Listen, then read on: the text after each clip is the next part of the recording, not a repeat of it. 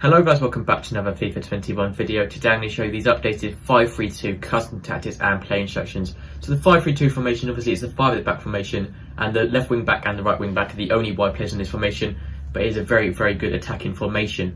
So I use this formation all the time now. I never really used to use it before. I used to use the 5-2-1-2 instead, but now I have switched to the 5-3-2 and I do actually think it's much better than the 5-2-1-2 is. So it's a very good formation. I'm going to show you the custom tactics first and the play instructions afterwards. This sort of custom tactics and play instructions inspired by Tex. They're not the exact same, but I did sort of try his versions out, and they are very good, and I sort of modified them slightly to make it a bit easier for sort of standard players who aren't sort of top 200 players really.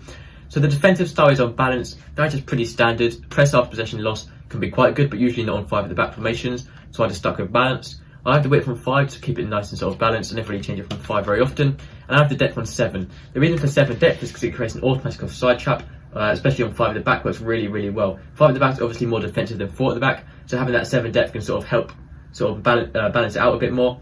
So it's quite a high depth, but there's plenty of defenders to still stop them making through balls through. If you're not comfortable using 7 depth, don't worry though, you can drop it down to 4 to 6, so 4, 5 or 6 depending on how comfortable you feel defending, but I would try and use 7 if you can. I have defensive style on long ball. Pretty much long ball works really well, just use the wing backs and getting the ball quickly up to those strikers and starting a quick attack, sort of using the wing backs and the strikers when they're pushing up and attacking. I have the width on sort of 5, but I do sometimes put it up to 6 or 7 just to really push the wing backs out a bit wider, make them more attacking and more dangerous when attacking on the wings.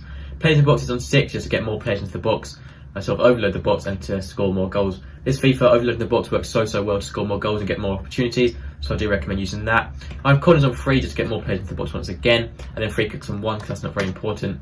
Both of my strikers are on stay central to stay in the centre of the pitch and not drifting out wide to stay in line with the goal. Also use getting behind so they're making forward runs through the defence, and stay forward so they're staying at the top of the pitch, always going to be up there when you need them and they're not going to drop back down.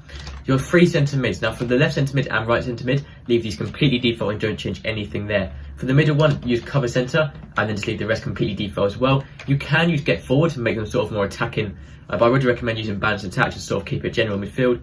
They're sort of dropping back a little bit more defending and also attacking quite well as well. Personally, I just don't think you should change these at all, apart from the middle one on cover centre, and leave the rest completely default. The 3 centre backs, obviously leave those default as well. Now for your wing backs, use overlaps. They are making overlapping runs on the outside, and then use balanced attack for the attacking runs. You can use stay while attacking if you want to make the formation much more defensive and deep, and you prefer to play narrow through the centre mids to the strikers. If you do want your fullbacks to be running down the wing and be sort of playing as wingers when attacking, use balanced attack, but that is sort of depending on your play style. Whether you want to make sure they're staying back, playing nice and narrow, or you play wide using balanced attack. For goalkeeper, also use counter crosses. Your keeper's coming off his line a bit more when defending corners and crosses, and sweeper keeper, so when your opposition put through balls and loose balls into your box, your keeper will come out and reach those instead of just standing there waiting for them to get the ball. So that is all the custom tactics and play instructions to 5-3-2 formation. If you have any questions or need help in the comments, let me know in the comments and I'll reply as quickly as possible.